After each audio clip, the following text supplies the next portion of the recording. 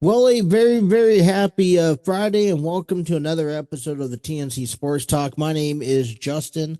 Today is December 5th of 2025, and today's episode is going to consist of a little bit of everything as we head into the first weekend of December.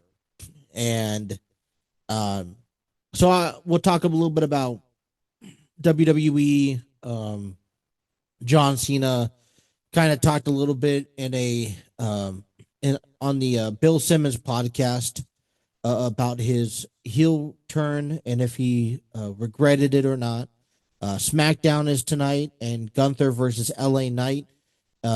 Finals match in the John Cena tournament expect to happen. I thought it was going to actually take place next Monday, but apparently it's going to happen tonight on SmackDown. So next Monday, I'm assuming whoever wins is going to be able to cut a promo heading into Saturday night main event, which is next Saturday, by the way, Washington, D.C., where we are going to witness John Cena's very last match of his career. Think about that. 1 week from tomorrow, we will see John Cena's last match. It's on Peacock. And I do know for me, I do not have Peacock at the moment. I've lost the subscription a few months back. Not really too big of an issue. The only thing I was getting out of it was the Saturday night main event, especially when the PLEs went over to ESPN.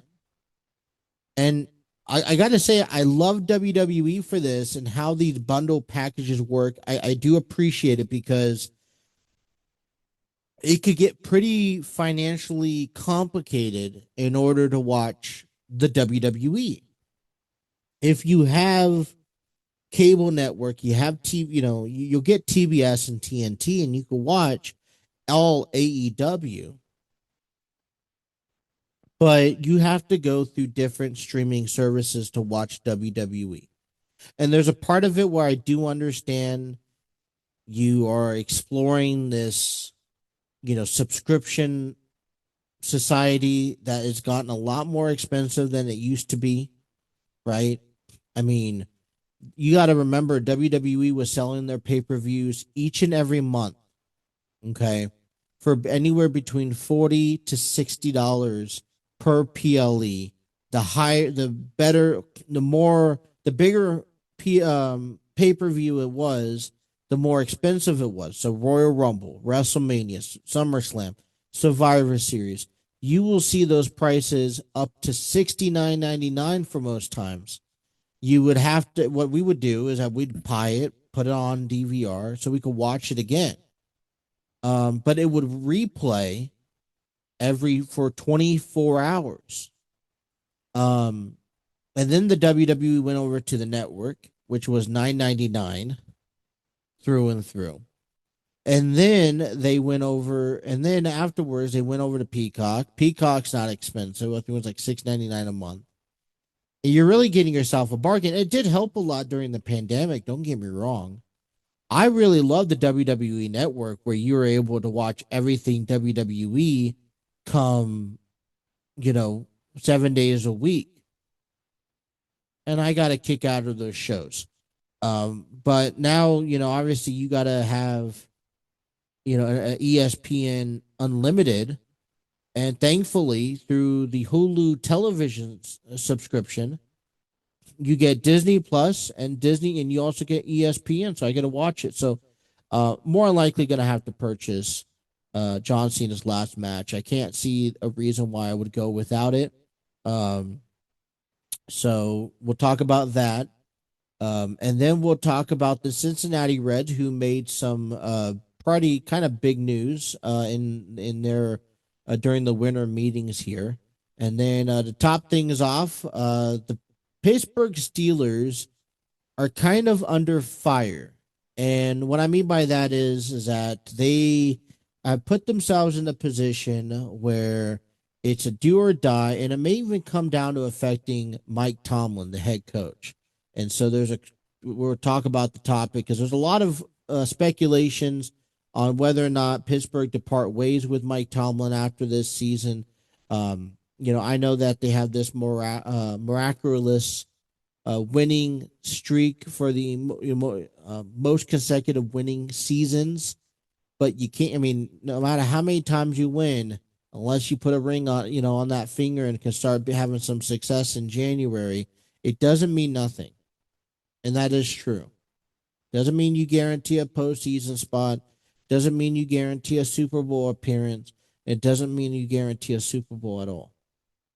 And so we'll talk a little bit about that. There's an article here. Man, it's going to be a busy week. And I'm going to share with you a little bit of my personal life. And I know that it may not mean a whole bunch for others. I don't mean to get, I'm not trying to sit here and talk religion on you, but I think it's a special moment coming up this Sunday. I get to retake that experience of being baptized as a Christian through my local church. I joined, I have been a born Christian my entire life. From my family, I've been told that I have been baptized as an infant, and from there, I don't really remember it though. We would go to church growing up, just kind of on your periodic, holiday events. I called myself a CEO of the church here, Christmas and Easter only. And that kind of defined my faith as growing up as a child. I wasn't ever really, I never went against my religion or my church. Something happened at the church where our pastor deceived the church, and and it kind of made me kind of step away. And I moved, and me and my wife's been kind of looking around. We came across this church earlier this year, Seven Hills Church, a couple locations in the area, and I'm not gonna. I'm kind of feel like I'm reborn. I'm reconnected with my direction in life and the path that is given me. So we decided that we're going to take our next steps to devotion and get baptized again. It's a great community, and it's just for me, it's something big enough and special that I like to share with those who are listening to this podcast. So if you guys are in support, I appreciate it. Otherwise, I apologize to bored you over the last, I don't know, 2-3 minutes explaining my fate to you. Let's get right down into it. Friday Night SmackDown tonight, we have LA Knight taking on Gunther in the John Cena's final match tournament. The winner of this match tonight will go on to Saturday Night Main Event on December 13th. So Saturday, next Saturday. And they will face John Cena in a one-on-one competition. And it will be John Cena's final match of his career. Now, we already know how important this match is, how big it is. This is, I think, John Cena is one of the first guys that I've truly gotten to see from start to finish in a career. I'm 30 years old. When I first got into wrestling, I did get a chance to watch John Cena. Did I understand a lot about him? No. But I did get a chance to watch John Cena. And to me, I think it hits differently, the knowing that he's retiring after 20 plus years of the business than somewhere else. Now, for me, there are certain guys that I grew up and I enjoyed watching more. It's no secret that my favorite wrestler of all time is The Undertaker, Mark Calloway, the Dead Man, the Phenom. For me, he should have never lost the streak. I'm very upset that when he did lose the streak, it was to Brock Lesnar, because he had nothing left to prove in his career, in this situation. It did nothing. It did nothing to Brock Lesnar. It didn't push him. It didn't catapult him and I was just kind of speechless. Now, look, I don't hate Brock Lesnar for ending the Undertaker's streak. Business is business, and I completely get that. I mean, I'm not the only one. From my story, from my understanding, the Undertaker also feels the same way.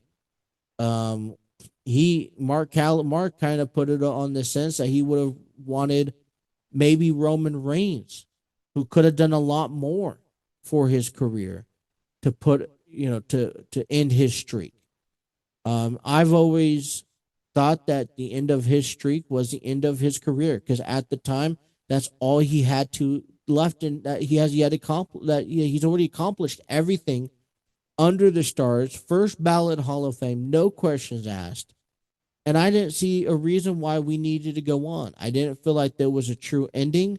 I honestly, no disrespect to AJ Styles, I didn't like the fact that AJ Styles was the Undertaker's last opponent, but I feel like we were being put in a position where we didn't have a choice but to see that match. And I'm great that we got a chance to go off into the sunset because if anyone deserved to retire on his own terms, it would have been the Undertaker, in my opinion. But I even had this crazy thought that the perfect way to end the career, and it would have been the end of the career for the Undertaker and Kane. In the WWE, they were presented as brothers. They're not in real life.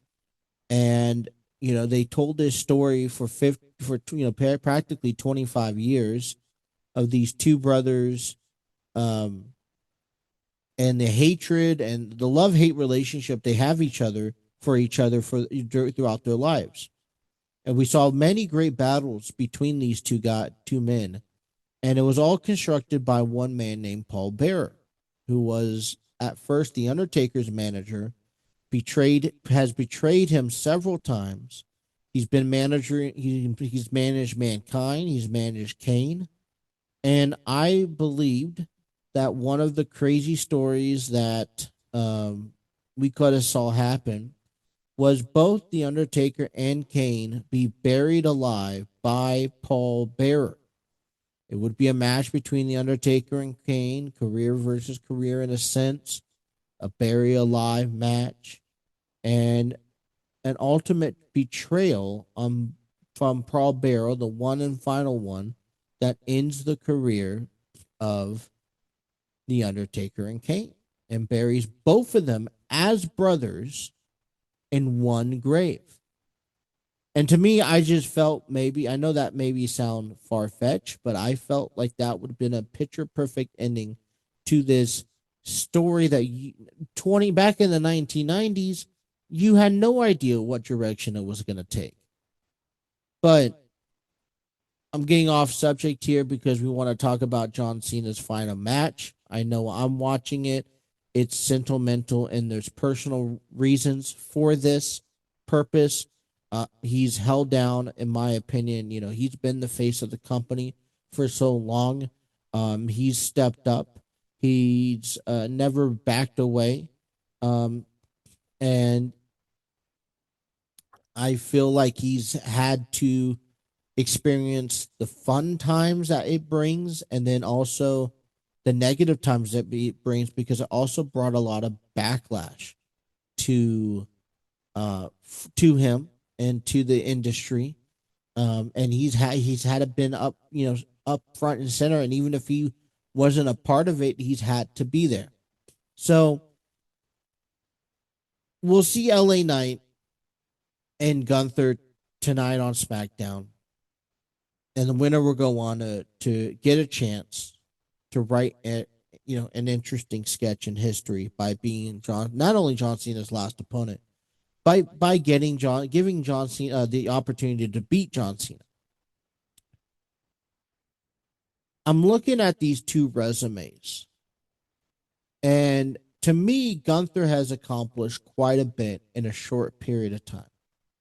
I feel to me that he is the best candidate or is the obvious candidate that's going to come from the result of this match. And we'll see John Cena versus Gunther. It's been advertised, it's been talked about, rumored about for the past 12 months that that's what we could see.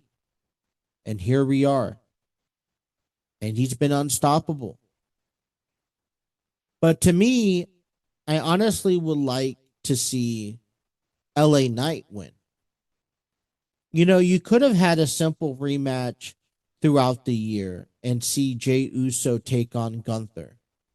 It would have been clear that Gunther would have went over and ended up facing John Cena. But I was kind of shocked to see LA Knight pull up a victory. And, LA Knight is not new to the wrestling industry. He's new to the WWE. I still think he's been here for about 2-3 years, but he's still very fresh in this industry, in the WWE, that it could be a mega push.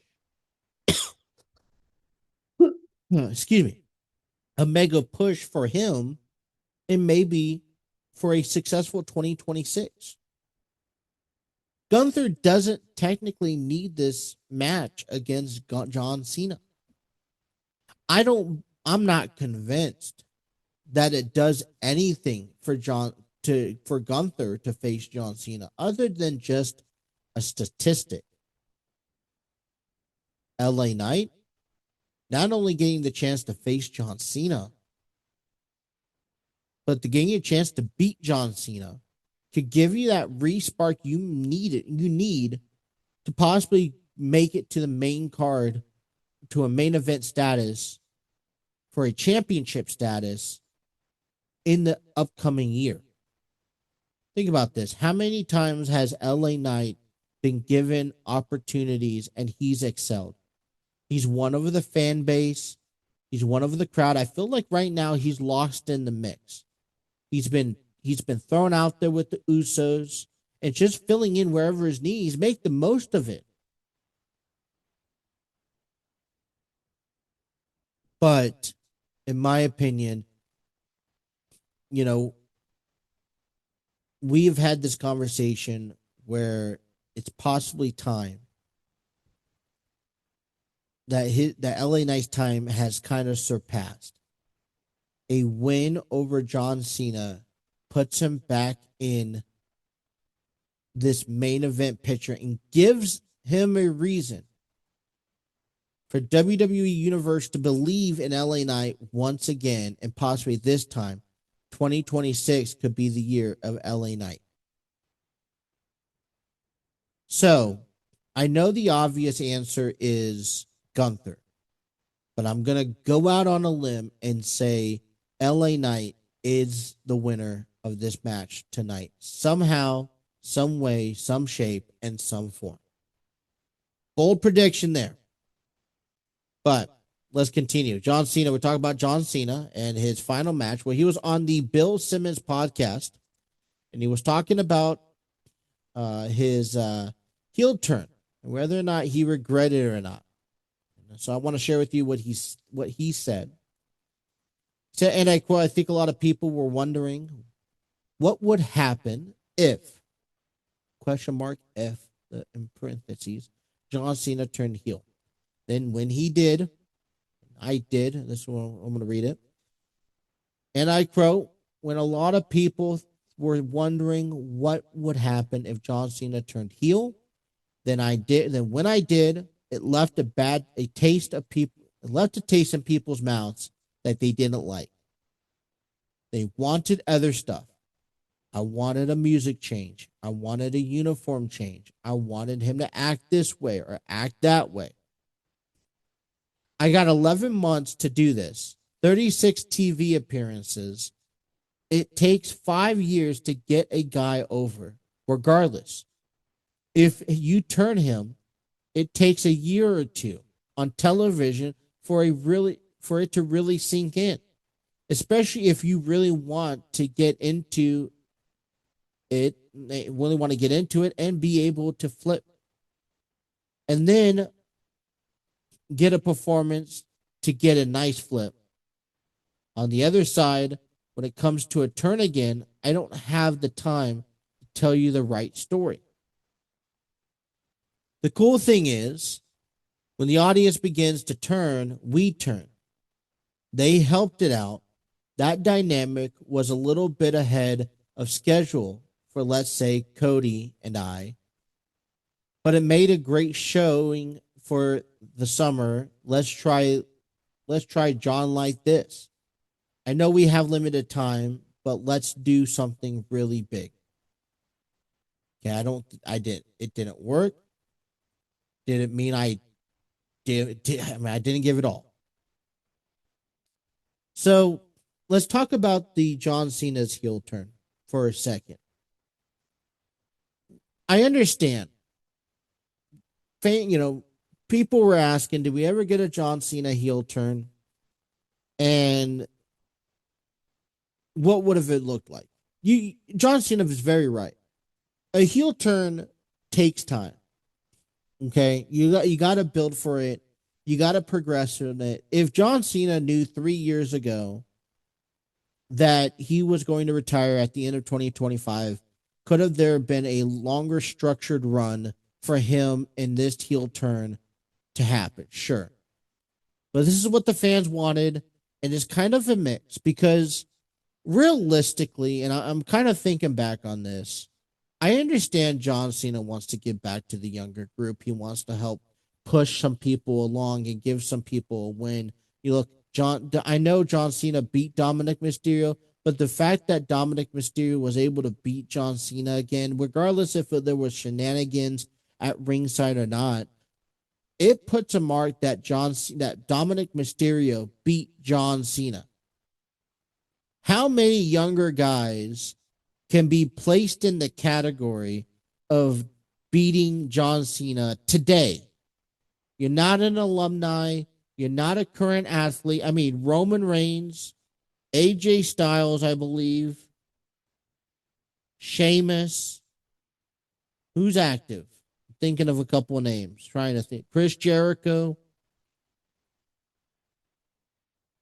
Randy Orton. That's 5. Dominic Mysterio is a younger, all these are older generations. Dominic Mysterio is a young, talented guy who's going to be able to carry around for the rest of his life for the next, and this is beyond Rey Mysterio, who's still active, but he's able to carry that. He's with those elite 7 people that are still active today that have beaten John Cena. And so, then that's what I look at. That's what points out to me.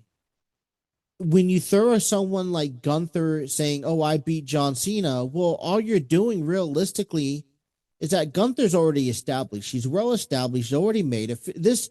If Gunther becomes the final opponent for John Cena, this is what it looks like to me. It looks like the Brock Lesnar Undertaker match. Gunther does not need a match against John Cena. Would it be nice? Yes. Doesn't need a match against John Cena. Doesn't need a win over John Cena. Doesn't do anything to better his career. If he came out tonight and said, "I wanted a WWE championship match," his resume speaks volumes enough to give him that opportunity. His asset skills in the ring gives him credibility that he could pull off the job. He's already been in the main event. He could do it again. And so I question, like I said, I go back. This is why I question if Gunther isn't, what does it do? He's already, in my opinion, up there with those elite guys. He's already, maybe he's lackluster on the push. I get that. But in my state, he's right below, just right there, but just maybe an afterthought to what a Roman Reigns, CM Punk, and Cody Rhodes is doing in the WWE right now. Because what he's been able to do, what he's been able to accomplish, how he was able to accomplish it. And so it does more it doesn't matter if John Cena wins or loses. I don't think he's going to win, but we could get to that next week. Dominic Mysterio is one of the few guys that's going to be able to walk around after all these people, this ruthless aggression era retires, and say, "I beat John Cena, a Hall of Famer." Now, given John Cena hasn't been around for a couple years, he hasn't really been into any feuds that is significant enough to be remembrance, other than maybe AJ Styles and Roman Reigns. John Cena has had a few months feud with Cody Rhodes, which I enjoy the storytelling. I like how we went back and forth, and John took one, Cody took one, and I leave it as that. But there was a lot of dead space in between, which didn't give John Cena opponents that he could have challenged the younger roster.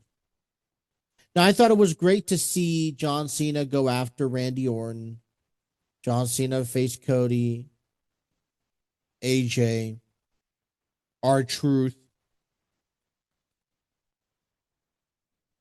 Would have liked him to see him to face The Miz.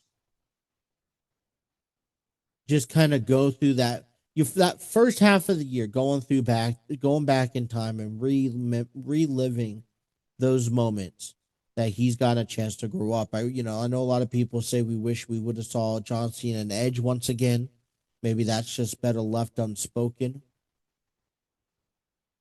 But a lot of people did ask for John Cena to turn heel. That's what he gave you.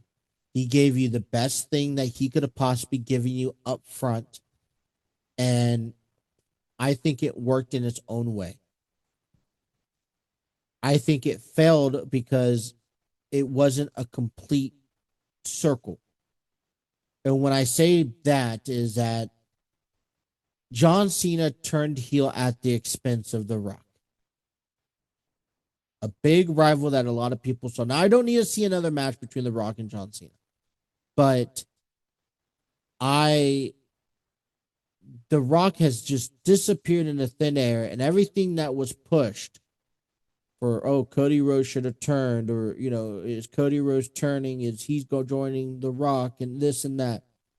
That has all been a wayside. And at some point, yes, it does create for storytelling that you could put a pin in it and come back later. And it wasn't just a misdirection. It was a disappointment direction. Because I would have loved to see The Rock get involved at SummerSlam. John Cena turns back and become a face again. The other thing that I question why we were so worried about this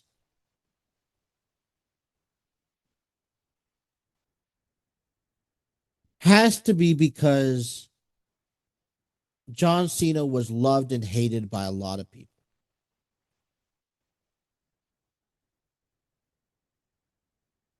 And I feel like that's gotten in the way by trying to turn heel and get people to hate you. It turned away people from really enjoying this past year's run, his last year's run as a professional wrestler. So instead of, taking that laps around the field and shaking everyone's hands and giving everyone the respect you could, you had to kind of take it back, be more self-reserved, be kind of a little bit more of a dick or of a jerk to, the people who have not carried, but supported you over the years. And that to me really didn't really sit well up for me at the time. But we got a chance to see some great matches. I don't think if he didn't turn heel, we wouldn't have seen Randy Orton versus John Cena. We wouldn't have seen Cody Rhodes versus John Cena the way we did. Wouldn't see R-Truth versus John Cena.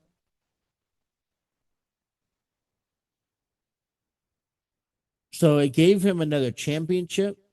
and it gave him a couple good memory lane matches. I think what really hurt is the back end of this season this year. He didn't have a lot of dates. He didn't have a lot of matches in between, and I feel like we should have utilized a little bit more.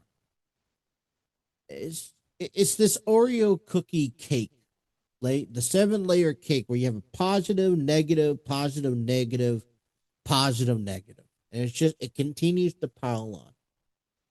But at the end of the day, John Cena gave the fans everything he could possibly give it. Regardless if you go back and you regret it or not, John Cena, he's had a successful year. It's been great.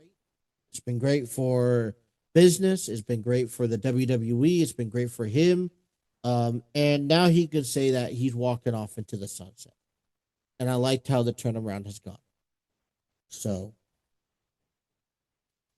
December 13th is on that calendar. Next Saturday. Well, Cincinnati Reds are trying to make some splashes as they put things together. The recent news coming out of the Reds organization was yesterday, where the Reds are bringing back Emilio Pegan, as Pagan signed a 2-year, $20 million contract with the Reds on Wednesday, reported by Ken Rosenthal from the Athletic Reports. And it looks like he's coming in 2 years, so $10 million a year, and it looks like his primary position is going to be the closer.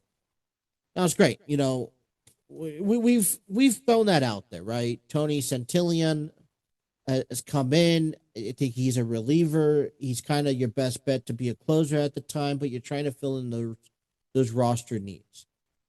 If you're offering a guy like Emilio Pagan $20 million, he's going to be taking some sort of important role. That's $10 million a year. That's a crazy amount of money, but that's why he's going to be imaged as a closer. He came in, he pitched 288 last year with the 92 whip. He had recorded 81 strikeouts across 60 and 22 walks across 68 innings. He had 32 saves last year. Assuming the Reds don't make another move with a high leverage reliever, which that could be the case, the 31-year-old righty will probably maintain the 9th inning for the Reds. And I'm okay with that. My conundrum, because it's not just Pagan, the bullpen needs to be able to close out games. I saw too many games last year where you looked solid. The Reds looked solid going in the first 6 innings. You get to the 7th inning, you're up by 2 or 3 runs, you feel good, and your bullpen just collapsed and they utter fail. They give it up 1 run here, 3 runs there, 4 runs there, a home run here, a left field, like it was just endless. And there was a lot of games that we should have had. Emilio Pagan blew 6 games last season. 6 games. And I get it. I mean, you're not going to win them all. But, if you're our closer, I mean, unless we're redefining what the closing position is these days, I feel like this season the Reds need to designate a closer. They need to then go after a solid left-handed pitcher in the bullpen that can kind of be up there with Tony in the kind of the 8th and 9th inning in case, right, scenario purposes. But I mean, we got to find a way to actually be able to close these games. These winning ball teams, the Yankees, the Dodgers, the Cubs, the Padres, the Milwaukee Brewers, what do the Philadelphia Phillies, what do they all have in common? And one of the things that you throw on that list, that common list, is a closer, is that 7th, 8th, 9th guy that you can feel confident enough to throw out there, and at least 9 out of 10 times will save a ball game. Like I said, you go up and you're up by 3, 4 runs in the 6th, 7th, and 8th, in at least the 7th inning, you should be able to close out the ball game. I don't understand, and I understand there's a difference from a different mentality and a different way you approach things from a starting pitcher to a bullpen pitcher. But when you have guys, like if I'm throwing in Graham Ashcraft in the bullpen, I'm expecting him to be this longevity guy. He's going to eat up 2-3 innings when we're not winning. He's going to eat up 2-3 innings when the game is tied, maybe extra innings. Um, I'm expecting him to be able to go out there and pitch through a lineup at least once. At least once. So for me, I think it's a good decision. We already know who he is. He's well established in Cincinnati right now. Bringing him back, establishing his position so that going into spring, he knows his role. It's not a competition. He's not competing. So he needs to just clear his mind and get into this role. It is difficult in Cincinnati. The weather fluctuates so much. It's hard to stay loose. It's hard to stay active back there. You really don't know when you're going to get called upon because it's a scenario based off a scenario position. So, I mean, I get it. I'm not saying I don't because I do. But we got to find a way not to blow these games in the middle of, when we have the lead, especially when we have the lead. So the winter meetings continue. We'll hopefully come back over the weekend and be able to talk to you more about the what's going on with the with winter meetings. If there's any big trades, my question is to you: what big trade do you see lurking out here in the in the winter meetings for baseball this year? All right, so we know what the Bengals have to do heading into this Sunday's game against the Bills.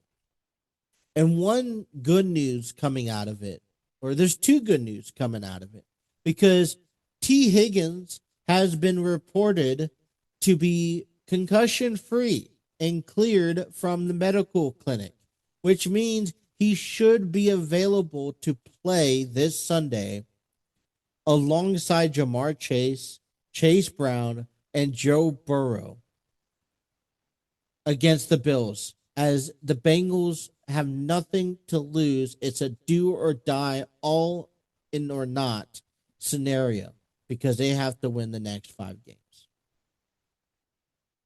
Now, to me, I think that's some really good news because you have that trio combination.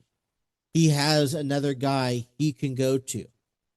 The other good news coming out of the locker rooms on a Friday is that we now see that Joey Bosa, well, no, not, is it Joey? Nick Bosa? One of the Bosas, will not be available. He will be out of Sunday's game. And maybe the Bills are riding off, you know what, if we lose this game, we're still in okay position. We'll base, we're still in control. No team should be sitting comfortably allowing an L in these last weeks of the season. Now, you're probably playing strategy, right? Well, if we're going to the postseason and we're going to be in the wild card, then I need my guys healthy. Do I put Bosa up now, or do I seal the deal now? And so, regardless, is that Bosa is going to be out for the game. For me, he's one of the big blockers, and so I think it really gives the Bengals that extra confidence that we could get that run game going and we could get the passing game going with T. Higgins back. 5-8, almost on the horizon. Excuse me. But the bigger conversation is what's lurking up in our division with Pittsburgh. Pittsburgh seems to be talking about the decision behind Mike Tomlin's position as the Steelers head coach. And it's kind of even hard to even have this conversation because Mike Tomlin has such a great resume with the Steelers. Okay. And even though he's he's challenging another winning season. Okay, after all these consecutive winning seasons, which probably looks good, but it doesn't do anything to you unless you could be successful in the postseason. And they're coming up from a team who started the year off 4-1. They are now 6-6. They're 2-4 in the last 8 games. And now they're coming up to the part of the schedule where the toughest 2 games are going to be against division Baltimore Ravens coming up this Sunday and the final game of the year. This is a game that if you are the Cincinnati Bengals, you may have this on your primary screen because it's great and all to watch the Bengals play. We definitely do need a win. It's great to watch them win, but we need to see how this game turns out. One of them is going to have to lose. And right now, projections say that the Ravens are going to pull away with the victory with this one. And a lot of people in Pittsburgh, at the center of it all, head coach Mike Tomlin, widely considered one of the best leaders in the NFL. Tomlin has been with the team longer than any other active head coach. But we got to say, for all the quote unquote never had a non-losing season talk, it's been 8 years since the Steelers won a playoff game.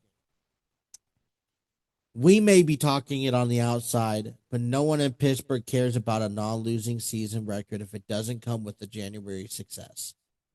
Externally, many feel like the seat has to be hot for Tomlin, right? He's 6-6. He had a comfortable spot heading into the back end of the season to take the team away. Sources says might not be the case internally. One of the sources says he doesn't pay attention to it. It's been that way since he's gotten to Pittsburgh. He remains focused on winning and doesn't let those noises affect him, which I think is very well self-disciplined. Tomlin's 53 years old. He signed a 3-year contract extension last year that keeps him with the Steelers through the 2027 season. He has been at the helm since 2007, and the Steelers head coach has not been fired since. And a Steelers coach has not been fired since 1941. And all indications are it won't be happening at the end of this season either. And it stands today, there's a good likelihood Tomlin is back coaching for the Steelers in 2026. But in the event he's not, league sources see 2 different options. This is according to the leaks. Let's see what they have to say. Steelers could trade Tomlin to another team, collecting what is sure to be a first-round pick for his service. But Pittsburgh will need Tomlin's blessing as he possesses a no-trade clause. When was the last time he saw a trade from a coach trade to a team? So it would have to be a collective decision among 3 parties, the Steelers, Mike Tomlin, and the next team. The other option would be mutual to part ways. That we saw with New England fire.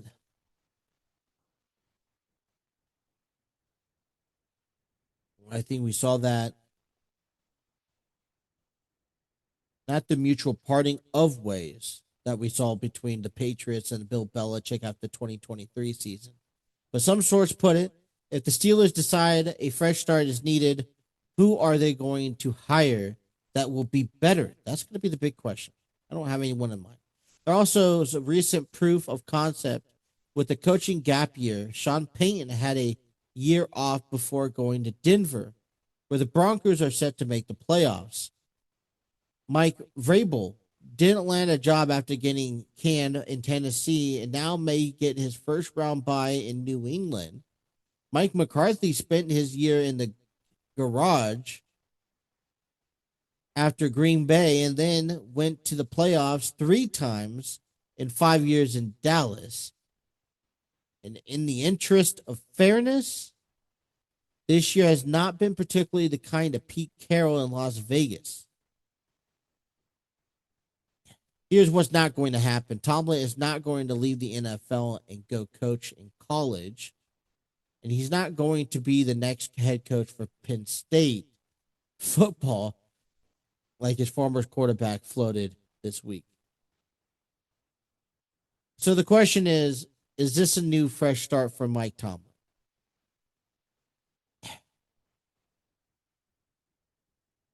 Maybe it's with the pros. Maybe it was with Penn State. What is his goal? Now, here's the thing. I've grown to like Mike Tomlin over the years.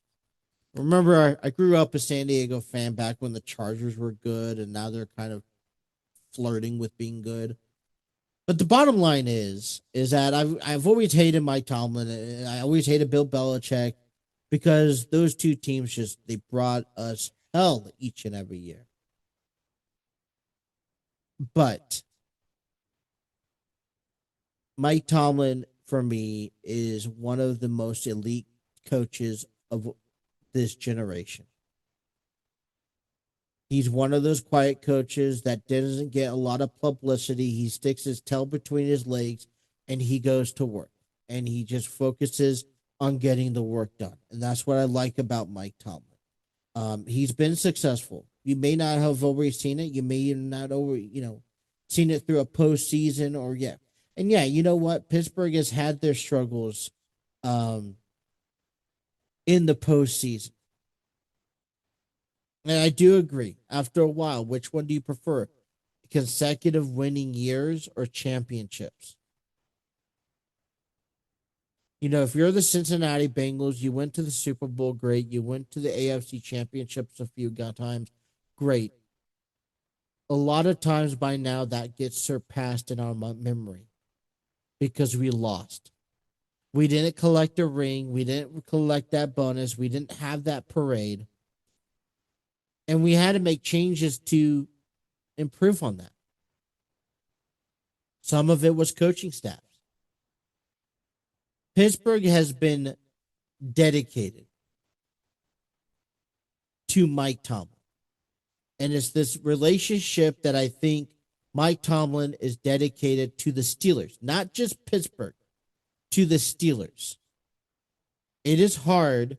It would be definitely not only a change of scenery to watch Mike Tomlin walk away from the Pittsburgh Steelers, but then to go and coach another time for another team.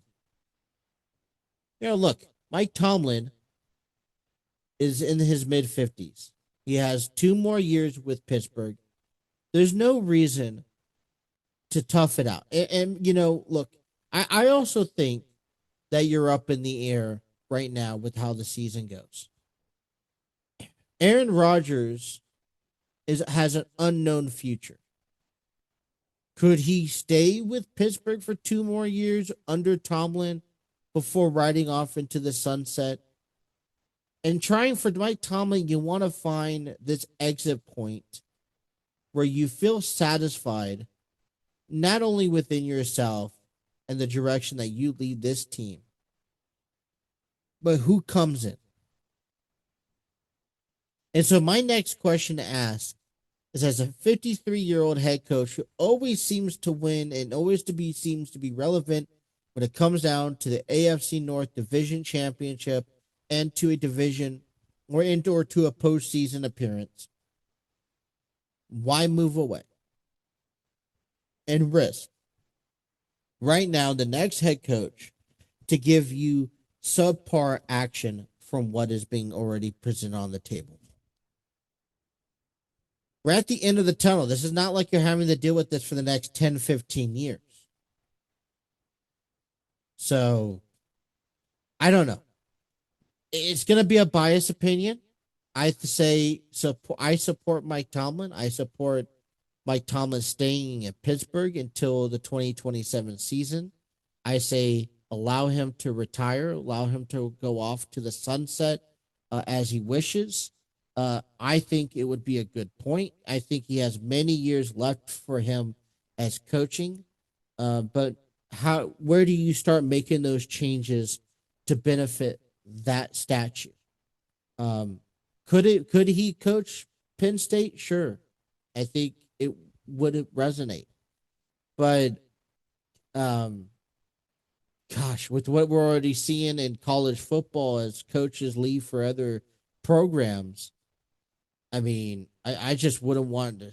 I wouldn't want to be a part of any association with the 10-foot pole, because you build that attachment, and next you know you're getting bombarded at the airport gate.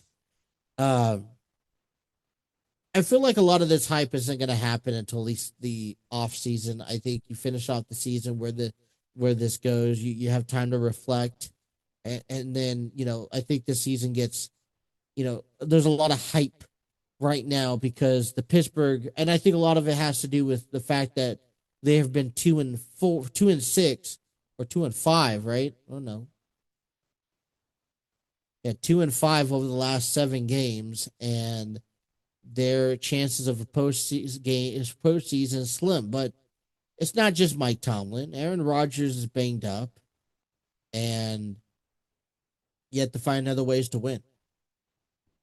So, man, I am ready for the weekend. I have been just contemplated over the sickness I've been having. We'll come back Monday and we'll follow up with how the Bengals did, get you a look around the NFL, if there's any other trades over the weekend with Major League Baseball. We'll find out who John Cena's final opponent will be. That's exciting. But before we go, I wanted to talk to you about Enlighten Studios. They'll be back again 2026. And to kick things off, they have an upcoming theater production called Grassroots. 8 performance, 2 weekend event starting February 20th to the 22nd and 27th, February 27th through the March 1st. Grassroots will have 8 performances. Doors open up an hour or 4 before. Get your tickets today by heading over to tickettailor.com/events/Enlighten Studios Inc. I will have the link posted down below in the description. They're working effortlessly to get this back out of there. If you guys missed Dinner with a Few Sides of Drama this past August, you could catch that on the YouTube channel right now, Enlighten Studios Incorporated. You check them out, subscribe to them. I know there's some projects looking to be starting to be published on the channel more periodically.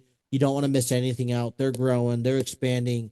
Be a part of the team, support the team in the local Cincinnati area, and all that stuff. If you guys like this episode, I want to thank everybody who is tuned in to us on our audio platform, Spotify, iHeartRadio, Apple Podcasts, Google Podcasts, wherever you guys are listening to us. Thank you. We encourage you guys to come on, comment in, and join the community chat. Head on over to our YouTube page, the TNC Sports Talk YouTube page. Leave a leave a comment, get on our show, talk to us, engage. We want to hear what you guys have to think or say about the sports world. And we will hopefully be back, depending on weather, depending on how we feel. We will hopefully be back Monday as the holidays just get closer. Man, can't wait for Christmas. But all right, well, that's all the time I have for you guys. Like I said, thank you guys for tuning in. Have yourself a great weekend. Be safe. Stay dry. Stay warm. It's cold out there. And I'll see you guys next week. You guys take care. Have a good one.